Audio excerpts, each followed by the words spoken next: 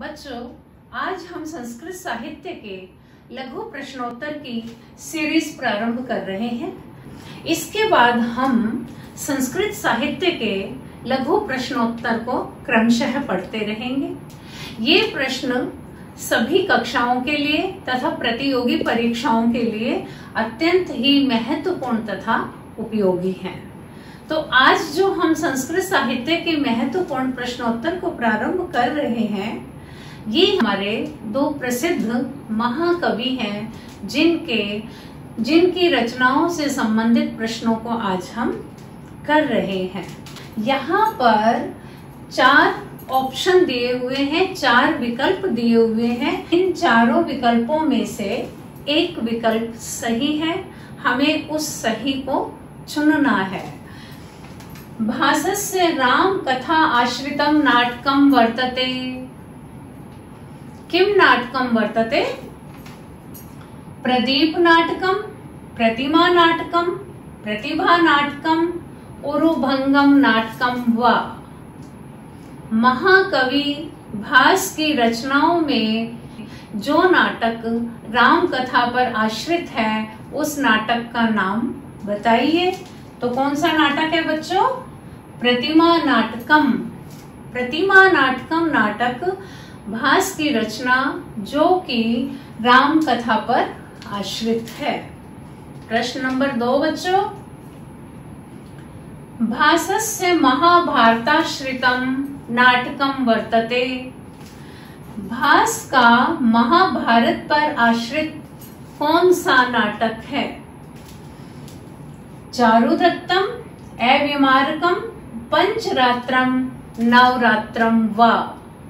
तो बताइए बच्चों, कौन सा नाटक है जो भास की रचना है और महाभारत पर आश्रित है?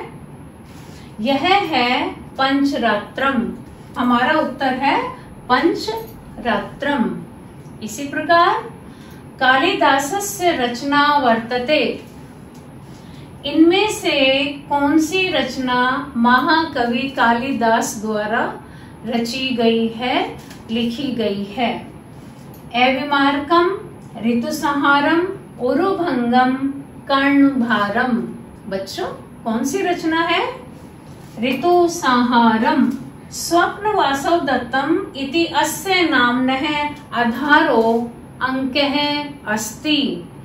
किस अंक के आधार पर स्वप्न वासव दत्तम इस नाटक का नाम रखा गया?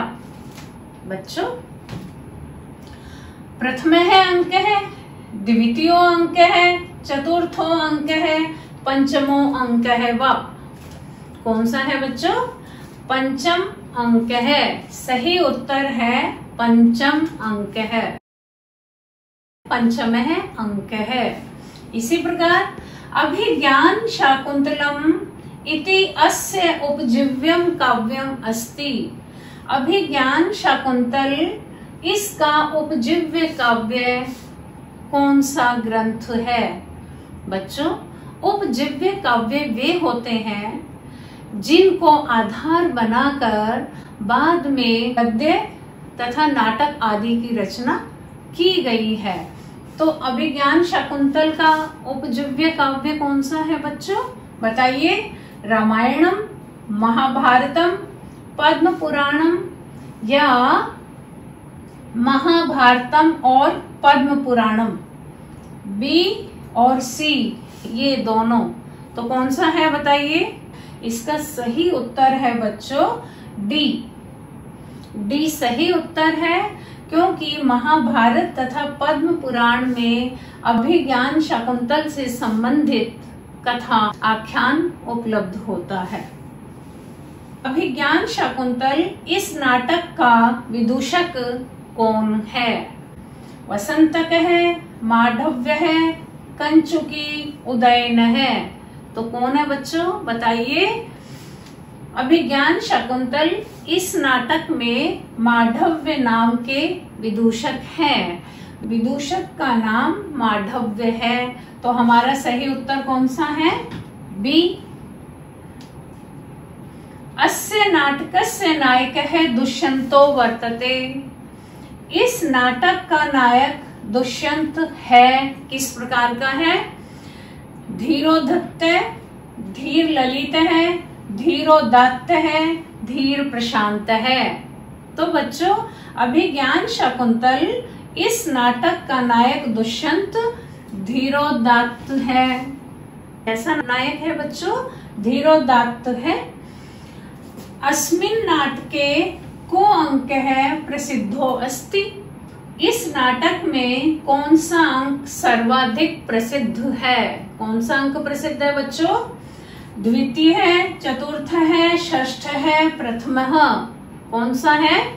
चतुर्थ है। तो हमारा उत्तर कौन सा हुआ? बी। पश्यामि इव इति अत्र अलंकारो वर्तते। पश्यामि इव, इसमें अलंकार है। बताइए कौन सा अलंकार है? अनुप्रास है, यमकम, उत्प्रेक्षा, श्लेषः। कौन सा अलंकार है बच्चों यहाँ पर? यहाँ पर उत्प्रेक्षा अलंकार है। तो आप कैसे पहचानेंगे यहाँ उत्प्रेक्षा अलंकार है? क्योंकि अनुप्रास में बच्चों वर्ण का साम्य देखा जाता है, यमक में शब्द अथवा पद की आवृत्ति होती है, श्लेष में एक ही शब्द अथवा पद के भिन्नार्थ होने से पूरे श्लोक अथवा वाक्य में भिन्न भिन्न अर्थ प्राप्त होते हैं। उत्प्रेक्षा अलंकार में बच्चों मानो इस अर्थ में इव का प्रयोग होता है। किस अर्थ में प्रयोग होता है बच्चों? इव का प्रयोग मानो इस अर्थ में प्रयुक्त होता है। अब इव जो है यह उपमा अलंकार में भी होती है, परंतु उत्प्रेक्षा की सबसे महत्वपूर्ण पहचान है यदि क्रिया के साथ इव का प्रयोग हो तो वहां पर उत्प्रेक्षा अलंकार होता है।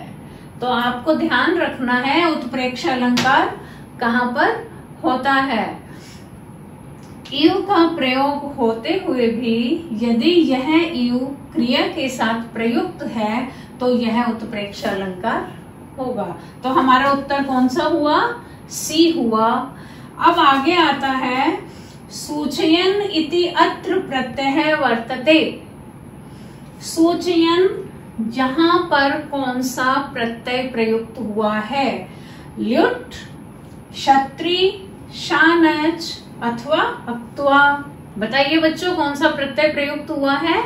यहाँ पर क्षत्रि प्रत्यय प्रयुक्त हुआ है। क्षत्रि प्रत्यय बहुत सरल होता है, मैं आपको समझा देती हूँ। ये होता है धातु जमा क्षत्रि। तो क्षत्रि का बच्चों अत शेष रहता है तथा यहाँ पर धातु जमा ए जमा अत हो जाता है। जैसे मैं आपको सूचयन समझाती हूँ, सूचयन बहुत सरल है बच्चों।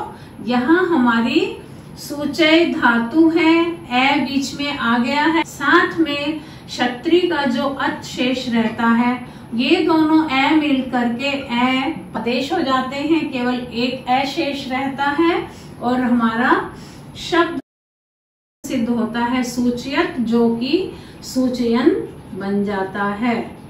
ठीक है, तो ये तो हुआ हमारा प्रत्यय।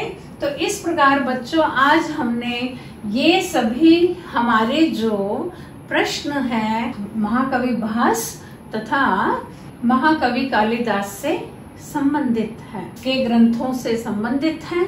नेक्स्ट ट्यूटोरियल में हम इससे आगे का अध्ययन करेंगे। Thank you.